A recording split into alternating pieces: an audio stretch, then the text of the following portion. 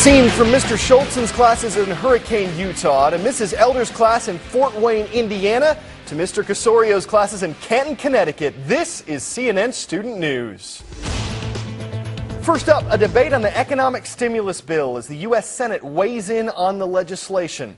The goal of this plan is to help the struggling U.S. economy. But Republicans and Democrats are at odds on the best ways to do that. Specifically, how should government money be spent and how much of it should be spent? Right now, the cost of the bill is approaching $1 trillion. Christine Romans puts this number into perspective. A little gut check on just how big $1 trillion is. It's got 12 zeros. That's easy to understand. Or think of it this way, 1 trillion $1 bills stacked high would reach nearly 68,000 miles into space, 1/3 of the way to the moon. Republicans are hardly over the moon. If you started spending the day that Jesus was born and you spent $1 million every single day, you still wouldn't have spent $1 trillion. We checked the senator's numbers with noted mathematician John Allen Paulos. $1 million a day for 2,000 years is only about $750 billion. It's a big number no matter how you slice it. So let's slice it another way. 1 million seconds is about 11.5 days. 1 billion seconds is about 32 years, and 1 trillion seconds is 32,000 years.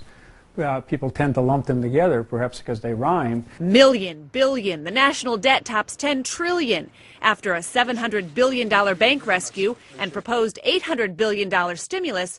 Are we numb? Number itself can be parsed number or number, and maybe in this case the latter is a better pronunciation. $1 million! Just like Dr. Evil discovered in the movie Austin Powers, times have changed. Back in 1993, an immediate package of jobs investments of over $30 billion. He didn't get it. Just last year, so the whole purpose of a stimulus package is to have something robust enough to make a difference. President Bush signed emergency economic stimulus of a now paltry $168 billion. And now, $1 trillion. Can we afford it? The gross national product is, $12 trillion, whatever it is. We do have a big economy that may not be as vibrant as it was, but it's still a powerful economic engine. So, knock on wood, we'll see what happens. Time for some fast facts. The Taliban are a Muslim fundamentalist group that controlled a large part of Afghanistan between 1996 and 2001. They were criticized for the harsh way in which they ruled, and they were punished by the United Nations for creating thousands of refugees. The Taliban allowed terrorist mastermind Osama bin Laden to stay in Afghanistan as a guest. After refusing to hand him over to the U.S. after the September 11, 2001 terrorist attacks, the Taliban were attacked and ousted from Afghan rule. They were thrown out of power, but the Taliban are still around in Afghanistan and causing problems for the country's government. It's a similar situation in neighboring Pakistan. Taliban forces are clashing with the government there, too. And the group's influence, especially that harsh rule, is spreading through parts of Pakistan. Reza Sayeh explores the effect on daily life. Pakistani music. It used to blare from inside Badr Ustad's bus. But today, all you hear in Badr's bus is passenger chatter. The music silenced by this letter he says was signed by the Taliban. All these things have been done away with. Since the letter came, we've finished off the tapes. The letter is a Taliban warning to bus drivers in Mardan, a city in northwestern Pakistan. Remove all radios, TVs, and VCRs from your buses. Within days and without protest, Mardan's bus drivers followed the Taliban's orders. Our union met, and we told all the car drivers to put an end to all the TVs and VCRs. We told them all these TVs and VCRs, put an end to it right away. They think that music is un-Islamic. Political analyst Hamid Guri says the swift silencing of music on Mardan's buses show the Taliban's sway is slowly spreading east from Pakistan's ungoverned tribal region to settled areas like Mardan. The consequences are very serious if they sort of expand their operations and they become cause a big problem. So it is very obvious. Perhaps nowhere are the problems more obvious than in Swat Valley, once a popular tourist destination, now in the clutches of a ruthless Taliban regime that's targeted girls' schools, banned teenage girls from getting an education, and imposed what they call a strict version of Islamic law. Tens of thousands of residents have fled the Taliban's brutal regime. Authorities say police have run away too. Pakistanis are calling on the government to do more. We are finding a way out, and we don't want to disclose the strategy prior to what we have planned. For now, in the Swat Valley and inside the buses of Mardan, it's the Taliban's law that reigns supreme. And Badr Ustad knows the danger of ignoring it. For him, silencing the music was an easy choice. Now that we've completely removed them, we're happy. Reza Saya, CNN, Islamabad. Time for the shout-out. According to a famous saying, necessity is the mother of what? If you think you know it, shout it out.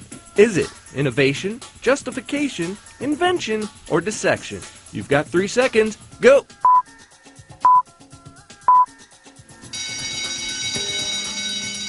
Necessity is the mother of invention, according to the famous philosopher Plato. That's your answer, and that's your shout-out. Well, a group of Michigan students is in the running for a National Engineering Award thanks to its recent invention. And just as Plato predicted, it was inspired by need.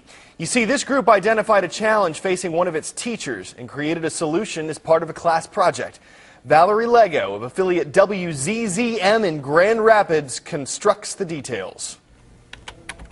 Mike Martin is a religion teacher at Grand Rapids Catholic Central, and he types every day, from creating assignments to grading papers. And until recently, he did it all with just one hand. I've always felt it's not what you lose, but what you've got left that counts. Mike Martin lost his left hand in a punch press accident 40 years ago. He adapted, but admits typing is a chore. Well, we all had him, so we know what issues he struggled with most, and the biggest thing was typing. So when these 10 senior engineering students at CC were given the assignment to design a device for people with disabilities, they immediately thought of Mr. Martin. And they decided that they wanted to help someone they knew. Janine Gasper is the pre-engineering instructor who guided these students through the design process until they eventually came up with this, the handy typer. We have a rubber cup that the hand comfortably fits into.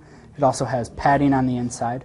And there are these 2 bars for stability. Custom fit for Mr. Martin. It would save me at least an hour a day. But that's not all it does. You see, Mike Martin was left-handed before his accident. But I can imagine that it will be like my old left hand again. And it seems in the process of completing a school project, something else happened. Education, teaching, schools are more than just teaching of lessons. It's a relationship.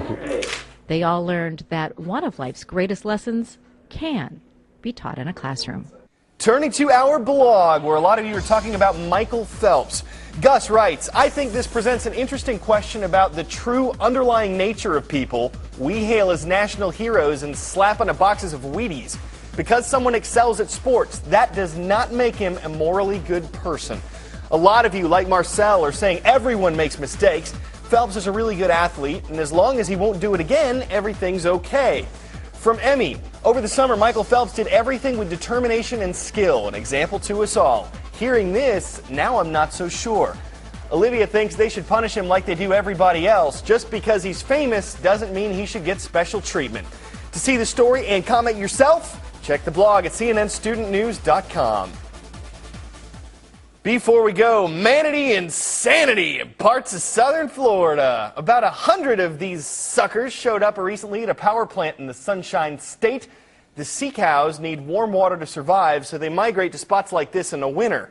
That is because when the plant is finished with the water it uses for its cooling system, it kicks out slightly warmer water than before. So basically, this is kind of like a manatee hot tub. Having to share a hot tub with 100 other people? Oh, the humanity. Woo! This show is all washed up. We'll see you again tomorrow.